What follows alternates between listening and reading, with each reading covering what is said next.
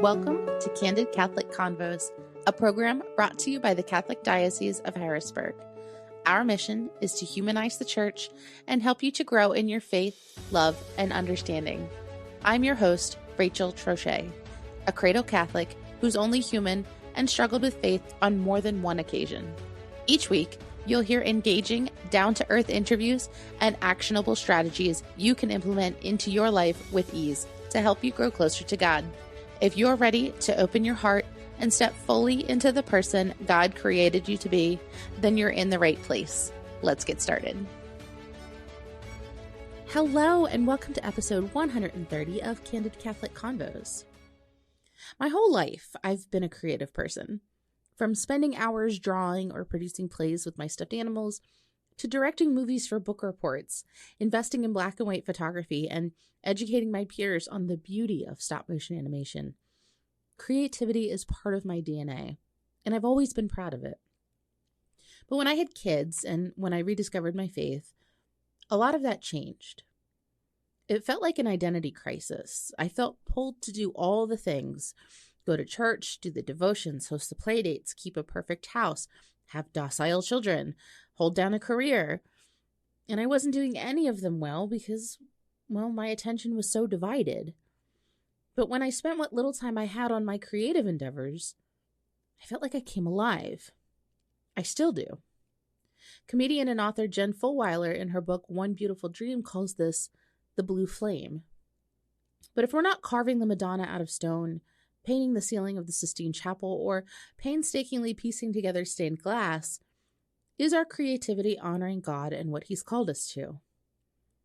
Today we're chatting with Carolyn Astfalk, a local author and member of the Catholic Writers Guild, about balancing your gift and vocations, bridging your art with your faith, and tapping into divine inspiration. Carolyn, thank you so much for joining me on Candid Catholic Convos. I'm excited to talk to you about kind of creativity and how we can tap into that and use it as Catholics. So thanks for joining me. Thank you so much for having me. So tell me a little bit about yourself and your work. Well, I'm originally from Pittsburgh, Pennsylvania, where I was born and raised, and moved here in 1995 to work for the Pennsylvania Catholic Conference. And I did that for 10 years before I was home full-time with my children. I have 4 kids between 11 and 21. And that's when I had a little time when I was home with them to start doing more creative writing, because I had done a lot of nonfiction writing for websites and position papers and some columns and things like that, but never real free creative writing. So I took that opportunity over several years to get involved with that. And that's how I got involved with the Catholic Writers Guild and novel writing and that kind of thing to where I am today. That's really cool. And I love that you were able to use that time. I always struggled with that as a stay-at-home mom. Like I always felt like I was just, because I had 3 little kids, like all within 5 years. So that was just like nothing but cleaning up toys and diapers. It was just a blur of diapers and naps and trying to squeeze something in. So that's exciting to hear that you were able to kind of pivot during that time to go from nonfiction writing to creative fiction writing. Yeah, I had a little stretch of time when my husband did a lot of traveling for work. And so I only had 2 children at the time, and they still had an early bedtime. And so there was a little freedom there. It kind of amazes me when I look back, because it was a lot of diapers and cleanups. And I think the naps helped a little, because I could write during naps and things. So that was able to get me started. And I'm grateful that I did then, because I didn't think life would get busier, but it seemed to have. So I'm grateful that I had that time where I could really sink my teeth into it, so that I can just return to it. That's really cool. Yeah. Mm-hmm. So you mentioned the Catholic Writers Guild. What is the Catholic Writers Guild? So the Catholic Writers Guild is a nonprofit organization that is global, actually, but most of our members are in the United States. And we are I guess you would say, an association of Catholics who write in a variety of forms and media, from everything from website content to novels to nonfiction books to magazine articles, anything you can think of, screenplays.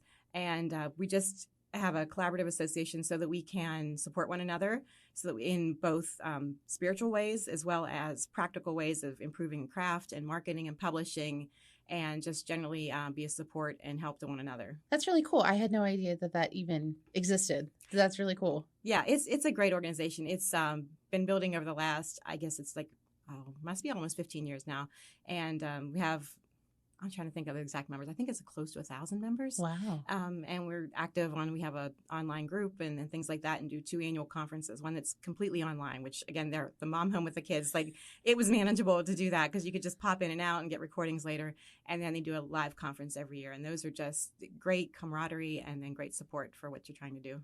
Absolutely, because writing can be like a lonely profession. Yes, there's a whole bunch of introverts sitting behind their computers all day. Yes. Sometimes we need to come out from behind there.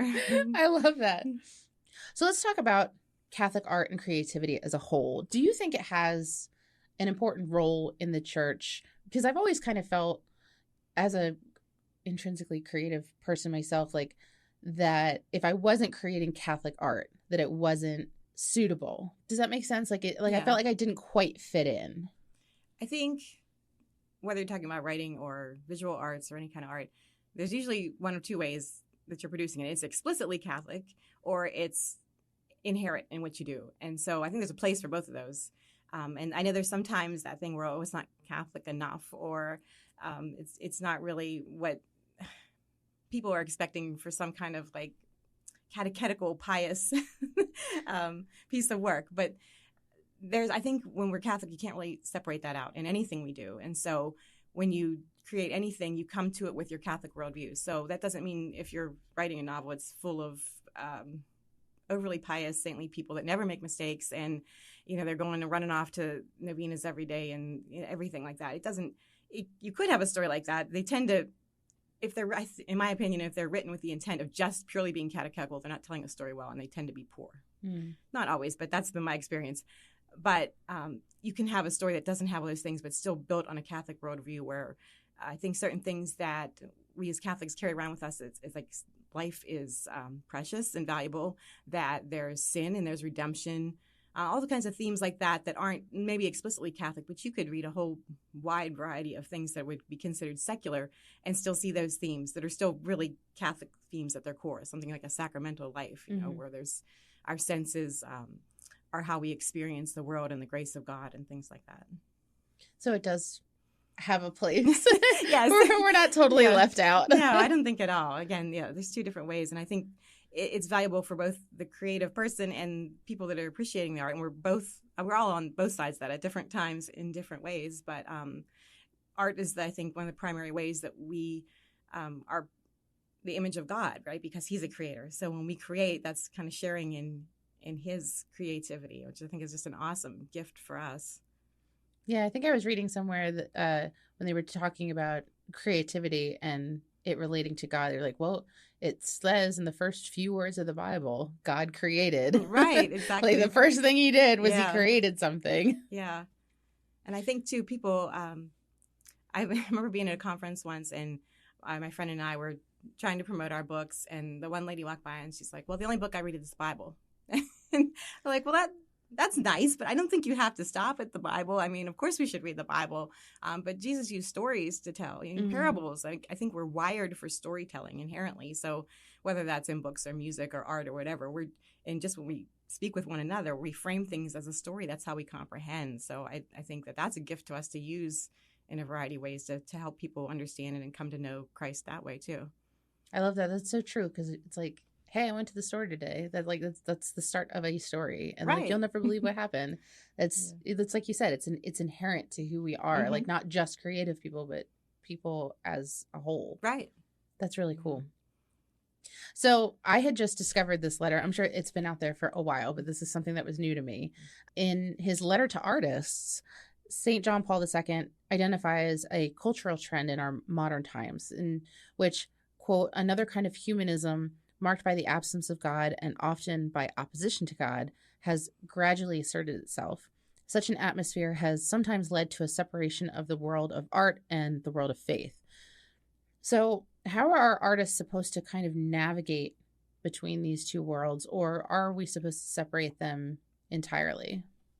Well, I think going back to what I said, I don't think if you're Catholic, I don't think you can separate it or you should separate it. I think that probably Catholics are the bridge between people who come at things in a secular way, but appreciate art of various kinds. And so that's a way to communicate with people. Again, the storytelling, right? So that's a way that we communicate as people of faith with people that don't, because we have a common, I think, inherent desire for story and appreciation of beauty. And it's been a while since I've read this letter, but I know he talks a lot about beauty and how art should elevate. And, and so that's something that should naturally draw us all together, whether we're of little faith or no faith or great faith, that those things should all point us to the Creator and to heavenward. It's like you were saying, you don't have to create something that's specifically super pious or anything like that. It could be like Tolkien and Lord of the Rings or G.K. Chesterton and stuff like that. It doesn't have to be a retelling of the Bible. But right. Yeah, there's so many genres, and it's amazing the different ways that they reflect life, and they reflect a spiritual life and creation and everything else. And it's wonderful because it appeals to so many different people. You can have science fiction, and you can have saint stories, and you can have fantasy, and people get a little touchy about fantasy sometimes with good reason.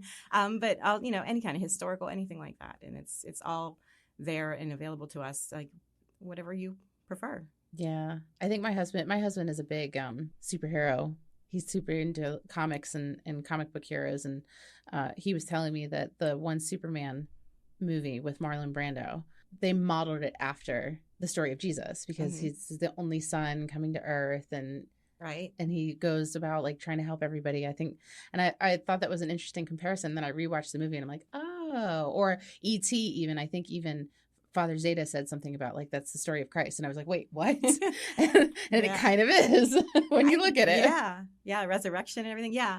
It is like those sacramental themes. I think they're kind of in us. And sometimes they come out in ways we don't expect. Yeah. But you can recognize them in lots of things. I know The Matrix was one, all kinds of movies and things that are purely seem secular, but you can find those themes of redemption and resurrection and all those things. Absolutely. So maybe you've heard about this in your circles of creativity, but a lot of artists like to reference the influence of a muse. And for those who don't know, the commonly accepted definition is that the muse is this capricious force of inspiration and I always mispronounce this word, ethereal goddess that appears if you're lucky. But she's always untamable, and it's always unpredictable terms that she appears on. And if we go back even further, I've read that the Greeks and the Romans used to call this elusive creativity a daemon or a genius. But St. John Paul II points out that the source of all creative inspiration is actually the Holy Spirit. If I'm being honest, when I'm bent over my keyboard trying to write this, the Holy Spirit can still seem somewhat elusive, if not downright frustrating. And one of my favorite quotes from Maya Angelou is, you can't use up creativity. The more you use, the more you have. So how do we practice tapping into this elusive source of creativity, whether it's a muse or in our case, the Holy Spirit? Well, I think the first thing I try to do is pray to the Holy Spirit explicitly before I write. But again, you don't always feel like he's there with you. Yeah. I'm sure he is, but that's the first simplest direct way. But I think while there's that kind of muse, that inspiration and a burst of creativity is so helpful in getting things rolling, it's more a matter of discipline, I find, that keeps you going. And even when you don't feel creative, if you just sit down and do the work, so to speak, then that kind of spurs its own kind of creativity. I guess it's like a disciplined creativity. I know that sometimes I get into a rut, and things that tend to help me are music, reading other novels, reading fiction, and nature. Nature always inspires me. I don't know why. It just lifts my spirit. And even if it's not some kind of explicit inspiration, but, oh, they do this or this, some kind of storyline, it's just so good for the soul. And I think that and just living life, opens up creativity too. But the muse is kind of elusive. I don't know. I'm sure there are people that just are inspired and dash off whole novels and music. And I think that happens sometimes. It's a great gift. But a lot of times I do think it's just the discipline of seeing something to its fruition. Yeah, they're not kidding when they say that writers are tortured, or artists are tortured souls, because we're just like, it's sometimes it just comes out naturally, and then other times it's like pulling teeth. But I notice the same thing. Like when I go for a walk, all of a sudden it's like, idea. And of course I never have a pen and paper. Right. So I've been like taking out my phone and like quickly scribbling it down before the idea disappears into the abyss. But I hadn't thought about just sitting down and saying, okay, it's time to write. You gonna help me out today or what? What are we doing? Yeah. Like that's actually a pretty good idea. I like that. I think, and I don't have deadlines from publishers, so it doesn't affect me as much. But when people have that deadline looming, I don't think there's any other way than to just sit down and, okay, I'm going to do it. And I tell my kids when they're writing too and they're stuck, I'm like, just put it all out there. Just spill all the garbage out into the page. It doesn't matter because you can edit it, but you can't edit something that hasn't been written yet. So you got to start with something. Yes. And sometimes just the practice of doing that gets things flowing, gets your ideas flowing in your mind, and then things open up. But it's tough at first a lot of times, you know. And it's interesting you say that, like, you know, you have ideas at inconvenient times and write them down. I always found, and this is especially when the kids were little and I was just busy doing stuff, doing dishes and taking a shower, like the two things, I think, because your hands are busy and your mind's a little freer, or driving the car. I had like some kids that wouldn't fall asleep and take a nap unless I drove them around. So we did a lot of driving and they were snoozing in the back and my mind was worrying. Now the problem was I was driving and this was like, I think I had some kind of voice recorder, but usually I just had to rely on, okay, I'm going to try to remember that Yes. for later. But just kind of those activities that freed my mind a little bit and kept my hands busy were helpful in kind of opening up things too. I like that. Those are really great. And it's all like, it's always when you're like in the shower. Sure. It's like super inconvenient. And you think you're going to remember it, but no. you don't. Or like you have a dream. I read that Paul McCartney always keeps a notebook next to his bed because he would like wake up from the middle of the night, like from a dream, and like quickly scribble something down. And I can't tell you how many notebooks I have next to my bed. What I don't have is a pen. Like I can never find a pen or a pencil or any writing utensil. Either that or occasionally I've scribbled things down and I find them later and I'm like, what on earth does this mean? I have no idea. It's not helpful at all, but you know. But I like that practice of discipline, and especially like when you had little kids, or because your youngest is 11, you said, right?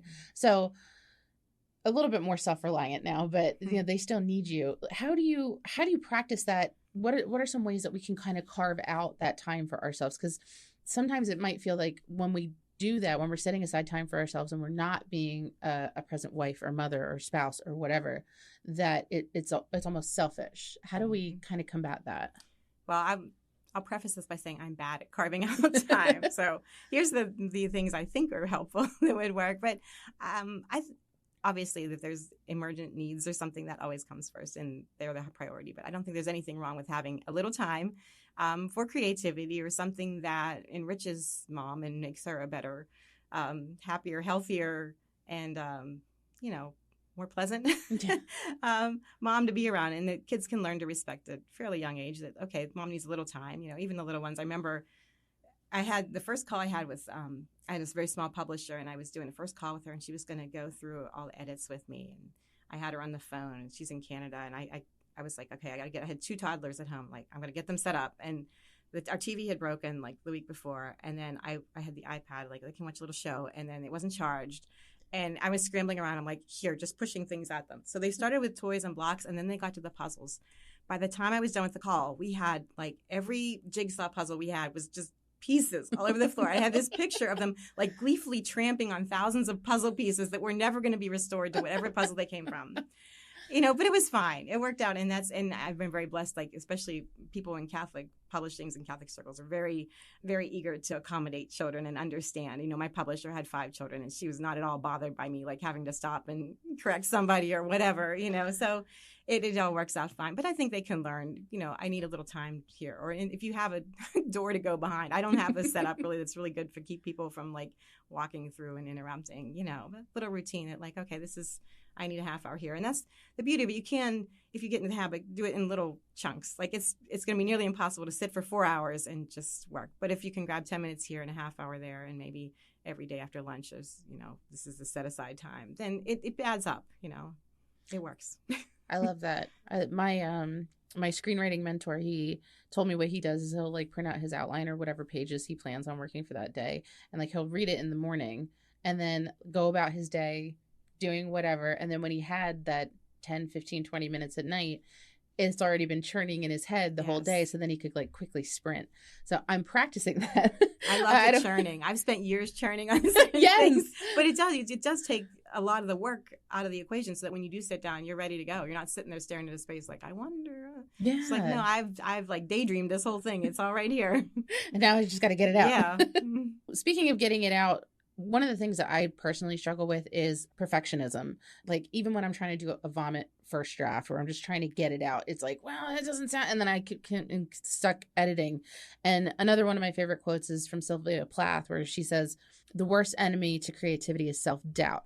And as creatives, I know I personally do, but I feel like this is kind of universal for a lot of creatives, where we struggle with imposter syndrome and analysis paralysis. And when it comes to our work, what are some ways that we can work through those moments of doubt and continue to create?